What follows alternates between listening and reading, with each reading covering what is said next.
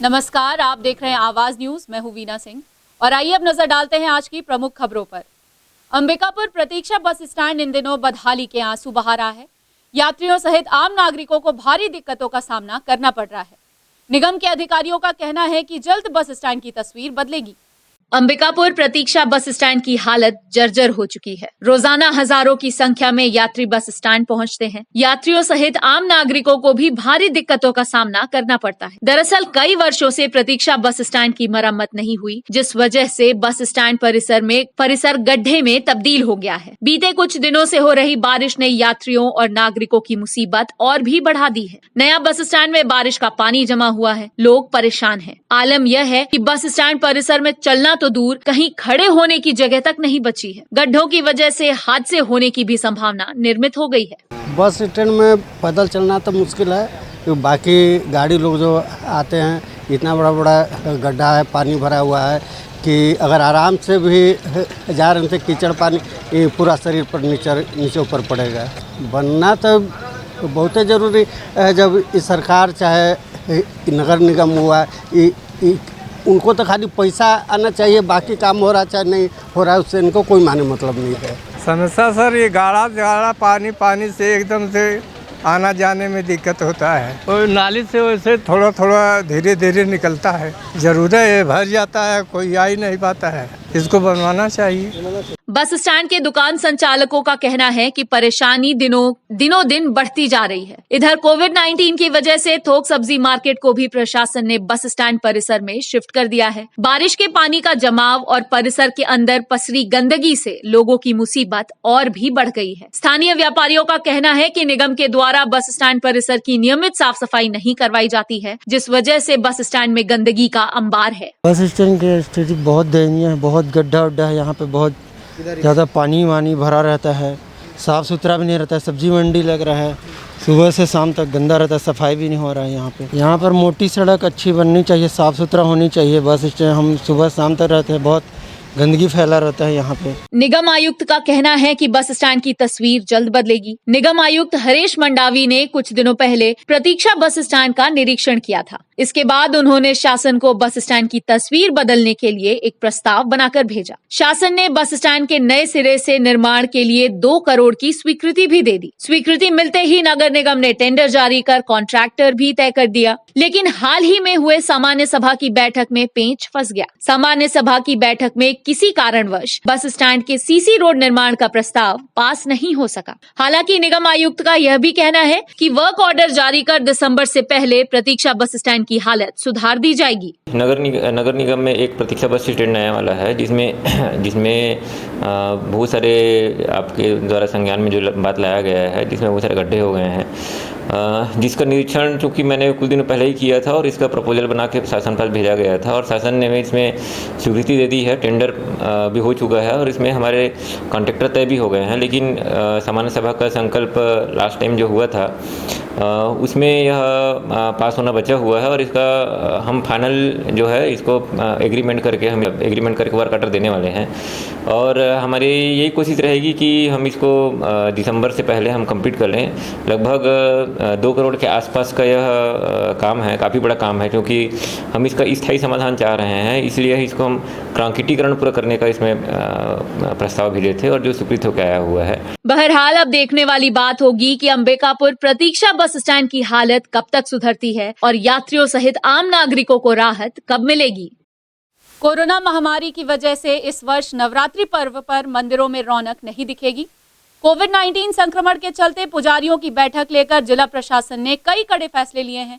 बलि पूजा, सामूहिक यज्ञ तथा कन्या भोज के आयोजन पर प्रशासन ने प्रतिबंध लगा दिया है।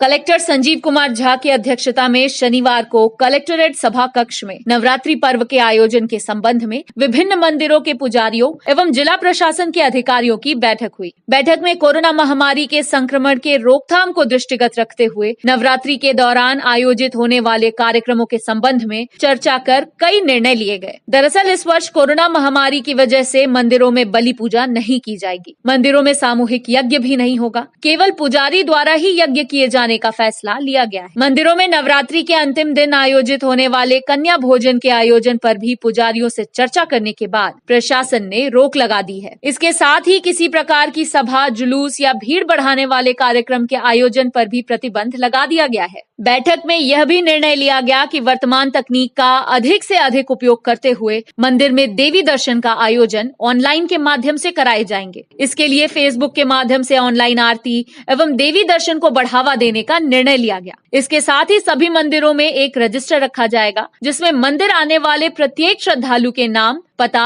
मोबाइल नंबर तथा मंदिर प्रवेश के समय दर्ज किया जाएगा ताकि कोरोना संक्रमण की पहचान के लिए कॉन्टैक्ट ट्रेसिंग आसानी से की जा सके। वहीं बैठक में फैसला लिया गया कि नवरात्रि के दौरान मंदिरों में आरती, शंख ध्वनि, घंटा ध्वनि के साथ ही वाद्य यंत्र बजा सकते, लेकिन मंदिर आने वाले श्रद्धालुओं को टीका लगाना, कलेवा बांधना, प्रसाद वितरण, चरणामृत तथा पंचामृत आदि देने पर प्रतिबंध किया गया है। वहीं जिन मंदिरों के आसपास खुले जगह हैं, वहां LED टीवी लगाया जाएगा ताकि श्रद्धालु देवी का दर्शन कर सके और मंदिरों में भीड़ एकत्रित न हो। इसके साथ ही कोरोना संक्रमण से सुरक्षा की दृष्टि से सभी मंदिरों में CCTV कैमरा लगाने का निर्णय लिया गया है। साथ ही जिला प्रशासन इस सभी निर्णय का सोशल मीडिया के माध्यम से श्रद्धालुओं तक जानकारी पहुंचाएगी ताकि नवरात्रि के समय कम से कम लोग देवी के दर्शन करने मंदिर पहुंचे। साथ ही इस वर्ष मंदिरों में पुलिस सुरक्षा भी बढ़ा दी जाएगी। वहीं जिला प्रशासन ने सोशल डिस्टेंसिंग का पालन तथा मास्क लगाना अनिवार्य कर दिया है। नवरात्र में महामाया मंदिर को पूर्ण रूप से बंद करने का निर्णय लिया गया है और दर्शनार्थियों के लिए ऑनलाइन दर्शन की सुविधा का व्यवस्था बनाने का प्रयास किया जाएगा। बकरे की बलि जो यहाँ बाकी मंदिरों में सब जगह होती है वो नहीं होगी। शहर में जितने भी मंदिर हैं जहाँ पर शारदीय नवरात्र के दौरान पूजा पाठ, यज्ञ, हवन एवं ज्योति कलश की स्थापना की जाती है, उन मंदिरों की समितियों का आज बैठक माननीय कलेक्टर महोदय की अध्यक्षता में बुलाया गया था। इस बैठक में यह निर्णय सभी के सहमति से लिया गया है कि किसी भी प्रकार का शोभा यात्रा, कलश यात्रा, प्रवचन, सामूहिक यज्ञ, सामूहिक कन्या भोजन, सामूहिक दर्शन एवं लोगों के द्वारा, श्रद्धालुओं के द्वारा भी मंदिर में आकर के दर्शन की कार्रवाई नहीं होगी। सिर्फ मंदिर समिति के लोग एवं मंदिर में रहने वाले पुजारी ज्योति कलश स्थापित कर सकते हैं, जो भी श्रद्धालु कराना चाहें उनके लिए, और इस हेतु वो लोग व्हाट्सएप पर एक दूसरे से संपर्क कर सकते हैं, फ़ोन से संपर्क कर सकते हैं तथा मंदिर में की जाने वाली गतिविधियों के संबंध में लाइव सोशल मीडिया के माध्यम से मंदिर प्रसारित करने की व्यवस्था कर सकता है। छात्र संगठन जोगी के कार्यकर्ताओं पर निजी नर्सिंग कॉलेज के संचालक ने कोतवाली थाने में FIR दर्ज कराई है। वहीं छात्र संगठन जोगी के कार्यकर्ताओं ने नर्सिंग कॉलेज के संचालक पर झूठे मामले में फंसाने का आरोप लगाया है। कोतवाली पुलिस को ज्ञापन सौंपकर मामले की निष्पक्ष जांच करने की मांग छात्र संगठन ने की है। अंबिकापुर में संचालित हो रहे पुष्पेंद्र कॉलेज ऑफ नर्सिंग के संचालक ने छात्र संगठन जोगी के कार्यकर्ताओं के खिलाफ कोतवाली थाने में शिकायत कर FIR दर्ज कराई। छात्र संगठन जोगी का आरोप है कि निजी नर्सिंग कॉलेज के संचालक द्वारा उन्हें झूठे मामले में फंसाया गया है और उनके खिलाफ FIR दर्ज कराई गई। छात्र संगठन जोगी ने निजी नर्सिंग कॉलेज के संचालक के खिलाफ आरोप लगाया कि कॉलेज की मान्यता नवम्बर 2019 में निरस्त कर दी गयी थी। बावजूद इसके कॉलेज के संचालक छात्रों को गुमराह कर इस वर्ष भी प्रवेश कार्य कर रहे थे। इस बात की सूचना छात्र संगठन को लगी तो कुछ कार्यकर्ता कॉलेज पहुंचकर मान्यता संबंधित दस्तावेज का अवलोकन करने के लिए संस्था के संचालक दिवाकर शुक्ला से दस्तावेज दिखाने की मांग की। छात्र संगठन ने आरोप लगाया कि कॉलेज के संचालक ने दस्तावेज तो नहीं दिखाया, लेकिन अभद्र व्यवहार कर FIR दर्ज कराने की धमकी देने लगे। इसके बाद छात्र संगठन ने मामले की शिकायत कलेक्टर से भी की। विवाद यही खत्म नहीं हुआ। पुष्पेंद्र कॉलेज ऑफ नर्सिंग के संचालक ने छात्र संगठन जोगी के पदाधिकारियों के खिलाफ कोतवाली थाने में शिकायत कर FIR दर्ज करा दी। FIR दर्ज होने की जानकारी जब छात्र संगठन के पदाधिकारियों को लगी तो वे भी कोतवाली थाने पहुंचकर थाना प्रभारी को ज्ञापन सौंपे। छात्र संगठन ने थाने प्रभारी से मांग की है कि पुष्पेंद्र कॉलेज ऑफ नर्सिंग की मान्यता एवं अन्य दस्तावेजों की निष्पक्ष जाँच कर निजी कॉलेज संचालक के खिलाफ कार्यवाही करें। पुष्पेंद्र नर्सिंग कॉलेज अंबिकापुर में स्थित है, जिनकी मान्यता 2019 में रद्द हो गई थी। इसके बाद भी वे लगातार फर्जी तरीके से बिना नियम के प्रवेश ले रहे थे, प्रवेश प्रक्रिया अपना प्रारंभ रखे थे। हमारे छात्र संगठन जोगी के पदाधिकारियों को, छात्र नेताओं को जब इसके बारे में जानकारी मिली, कुछ छात्रों के द्वारा इसकी शिकायत उनसे की गई। वे उसकी जानकारी लेने के लिए जब उनके यहाँ गए तो उल्टे उन्होंने उन्हें ही धमकी देकर और झूठे प्रकरण में फंसाने का उन्हें धमकी देने लगे। छात्र नेताओं के द्वारा जब वो दस्तावेज उनसे मांगा गया देखने के लिए तो उन लोगों ने साफ मना कर दिया, और जब छात्र नेताओं के द्वारा कलेक्टर साहब से इसकी शिकायत की गई और इसकी जानकारी जब संचालक को हुई, उस संस्था के संचालक को हुई, तो उसने इनके खिलाफ एफआईआर दर्ज कर दिया। ये दिनांक 21/9/2020 को एक अपराध पंजीबद्ध हुआ है। प्रार्थी थे उसमें दिवाकर शुक्ला। उनका आरोप था कि तुलेश्वर जायसवाल अपने साथियों के साथ कॉलेज में आए थे और यहाँ अभद्रता टाइप की बात कर रहे थे, अश्लीलता शब्द की बात कर रहे थे। उनके बयान के आधार पर इनके ऊपर अपराध पंजीबद्ध कर विवेचना में लिया गया है। उसी संबंध में इनके द्वारा आके ये बताया जा रहा है कि वो लोग गलत ढंग से रिपोर्ट दर्ज कराए हैं। तो इसमें जो शिकायत किए हैं वो तथ्यों को बारीकी से अध्ययन कर उसकी जांच की जाएगी। खबरों का सिलसिला जारी रहेगा। लौटते हैं एक छोटे से ब्रेक के बाद।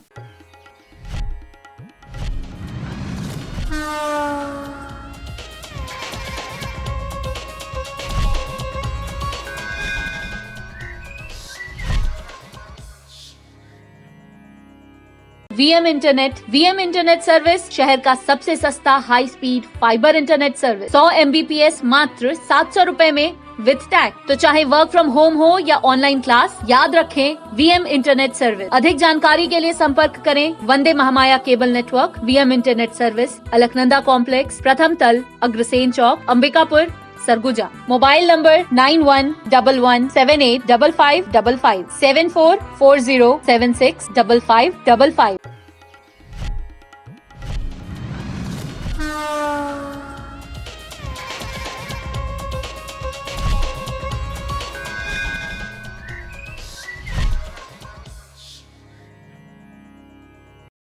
ब्रेक के बाद आपका स्वागत है। आइए बढ़ते हैं अगली खबर की ओर। सरगुजा जिले में कोरोना का कहर जारी है। इससे पुलिस विभाग भी अछूता नहीं रह गया है। लखनपुर थाने में पदस्थ अब तक 15 पुलिसकर्मी कोरोना से संक्रमित पाए गए हैं। पुलिस अधीक्षक के निर्देश पर थाने को 7 दिनों के लिए सील कर दिया गया है। सरगुजा जिले में कोविड-19 के सामुदायिक विस्तार के बीच पुलिस महकमे में हड़कंप मचा हुआ है। आए दिन पुलिस कर्मी कोरोना से संक्रमित हो रहे हैं। लखनपुर थाने में भी कोविड-19 के संक्रमण ने दस्तक दे दी है। 3 दिनों के भीतर लखनपुर थाने में पदस्थ 15 पुलिस कर्मी संक्रमित पाए गए। शनिवार को स्वास्थ्य विभाग के टीम ने लखनपुर ब्लॉक में एंटीजन और RT-PCR पद्धति से कुल 399 लोगों का सैंपल लेकर कोविड-19 की जाँच की। इस दौरान लखनपुर थाने में पदस्थ पुलिस कर्मियों का भी सैंपल लिया गया। जब पुलिस कर्मियों की कोरोना रिपोर्ट आई तो सभी के होश उड़ गए। एक महिला आरक्षक सहित 10 पुलिस आरक्षक कोविड-19 से संक्रमित निकले। इस बात की सूचना मिलते ही सरगुजा पुलिस अधीक्षक TR कोशिमा ने तत्काल थाने को 7 दिनों के लिए सील करने का आदेश जारी कर दिया। इसके अलावा कोरोना संक्रमित पुलिस कर्मियों के संपर्क में आए सभी व्यक्तियों को आइसोलेट होने का निर्देश भी जारी किया गया है। वहीं लखनपुर थाने में कानून व्यवस्था बनी रहे, इसे देखते हुए अस्थायी रूप से थाने को सामुदायिक भवन से संचालित करने का आदेश जिले के कप्तान ने दिया है। पुलिस कर्मियों के अलावा लखनपुर के एक पार्षद भी कोरोना से पॉजिटिव पाए गए। फिलहाल सभी कोरोना संक्रमित मरीजों का उपचार जारी है। कोविड-19 सघन सर्वे अभियान के दौरान हमारे यहाँ कोविड-19 लखनपुर टीम के द्वारा लखनपुर, अंधला, हंसडांड, कटिंदा, माजा और लोसगी में एंटीजन और RT-PCR मेथड से जांच किया गया, जिसमें से 208 एंटीजन मेथड से जांच किया गया, जिसमें लखनपुर के 12 पॉजिटिव निकले हैं, जिसमें वार्ड क्रमांक 12 में 1 और अन्य जो 11 हैं वो पुलिस आरक्षक हैं 11 लोग। और RT-PCR कुल मिला के 191 सैंपल लिया गया है और जितने पॉजिटिव आए हैं उनको होम आइसोलेशन कर दिया गया है और उपचार चालू कर दिया गया है उनका। उदयपुर थाना क्षेत्र अंतर्गत किशोरी के आत्महत्या करने की घटना सामने आई है। वजह प्रेम प्रसंग बताया जा रहा है। पुलिस मर्ग कायम कर मामले की जांच कर रही है। उदयपुर थाना क्षेत्र अंतर्गत एक 16 वर्षीय किशोरी ने आग लगाकर आत्महत्या कर ली। मामला प्रेम प्रसंग का बताया जा रहा है। पुलिस ने परिजनों का बयान दर्ज किया है। दरअसल ग्राम ठाकुरपुरा निवासी 16 वर्षीय किशोरी का प्रेम प्रसंग गांव के ही एक युवक से चल रहा था। इस बात की जानकारी किशोरी और युवक के परिजनों को लगी तो उन्होंने गांव में एक बैठक बुलाई। बैठक में किशोरी ने युवक के साथ शादी करने को कहा, लेकिन युवक ने शादी करने से इनकार कर दिया। इसके बाद बैठक में निर्णय लिया गया कि दोनों की शादी नहीं होगी। युवक के मना करने से नाराज किशोरी ने 29 सितंबर की सुबह खुद पर मिट्टी तेल छिड़ककर आग लगा ली। वहीं उसकी चीख सुनकर परिजनों ने जैसे तैसे आग बुझाई, लेकिन तब तक किशोरी बुरी तरह झुलस चुकी थी। इसके बाद परिजन उसे इलाज के लिए उदयपुर अस्पताल लेकर गए। किशोरी की हालत गंभीर देख डॉक्टरों ने उसे अंबिकापुर मेडिकल कॉलेज अस्पताल रेफर कर दिया। आग से बुरी तरह झुलसी किशोरी का मेडिकल कॉलेज अस्पताल में इलाज चल रहा था, लेकिन उसकी जान नहीं बच सकी। इलाज के दौरान किशोरी की शनिवार रात मौत हो गई। किशोरी की मौत के बाद पुलिस परिजनों का बयान दर्ज कर मामले की जांच में जुट गई है। जशपुर जिले में करंट की चपेट में आकर पति पत्नी की मौत हो गई। मां और पिता को बचाने के प्रयास में पुत्र भी बुरी तरह झुलस गया। इस घटना के बाद गांव में मातम पसरा हुआ है। बगीचा थाने के ग्राम जुरूडांड में एक ऐसी घटना सामने आई जिसके बाद गांव में मातम पसर गया। दरअसल एक दंपत्ति की करंट लगने से मौत हो गई। शनिवार की सुबह एक महिला बिजली के तार में कपड़ा सुखा रही थी। इसी दौरान महिला करंट के चपेट में आ गई और चीखने लगी। इधर पत्नी की चीख सुन पति भी उसे बचाने के लिए दौड़ा, वह भी विद्युत करंट की चपेट में आ गया। माँ पिता को इस हाल में देख पुत्र ने भी उन्हें बचाने की कोशिश की, लेकिन संयोग ऐसा कि माँ पिता और पुत्र तीनों विद्युत करंट की चपेट में आ गए। करंट की चपेट में आने की वजह से तीनों बुरी तरह झुलस गए और मौके पर ही बेहोश हो गए। इसके बाद स्थानीय लोगों की मदद से तीनों पीड़ितों को इलाज के लिए बगीचा अस्पताल ले जाया गया, जहां डॉक्टरों ने दंपत्ति को मृत घोषित कर दिया। वहीं गंभीर रूप से झुलसे पुत्र का उपचार अस्पताल में चल रहा है। पुलिस मर्ग कायम कर मामले की जाँच में जुट गई है। जो डेथ हो गए हैं वो नहा धोआ के आके और अपना कपड़ा सुखा रहे थे। उसी समय हल्ला बहुत हुआ। मेरा भाभी ने हल्ला की तो मैं अपने घर से हल्ला सुन के दौड़ते हुए आया, क्या हो रहा है करके। उतना तक मैं देखा कि भाभी लोगों का घर में मेरा भैया और चाचा चाची तीनों बेहोशी स्थिति में थे। उस समय चाचा चाची और भैया को अंदर किए। उस समय बिजली शायद कट गया था, नहीं बता पाऊंगा क्योंकि मेरे पहुँचते तक बेहोशी हालत में थे तीनों। फिर अंदर किए तीनों को तो इसको होश में लाए और वो दोनों होश में नहीं आए, उसको हॉस्पिटल पहुंचाए। हॉस्पिटल पहुंचाने पर दुबे मृतक घोषित कर दिए। गणेश यादव थाना का रिपोर्ट दर्ज कराया था कि प्रेमी यादव, जोहन यादव एवं मोहन यादव ये तीनों कपड़ा सुखाते समय उनके आंगन में बेहोशी हालत में पड़े हुए थे और जिनको अभी हॉस्पिटल लेके आया तो प्रेमी यादव और जोहन यादव जो पति पत्नी हैं उनकी मृत्यु हो गई है। मोहन यादव अभी ठीक है। संभवतः बारिश की वजह से बिजली का करंट जो कपड़ा सुखाने वाला तार है उसमें आ जाने की वजह से करंट सप्लाई हो गया था एवं प्रेमी यादव जिसमें चिपक गई थी और उनको बचाते हुए जोहन यादव और मोहन यादव भी चिपक गए थे और बेहोश हो गए थे, जिसमें प्रेमी यादव और जोहन यादव की मृत्यु हो गई।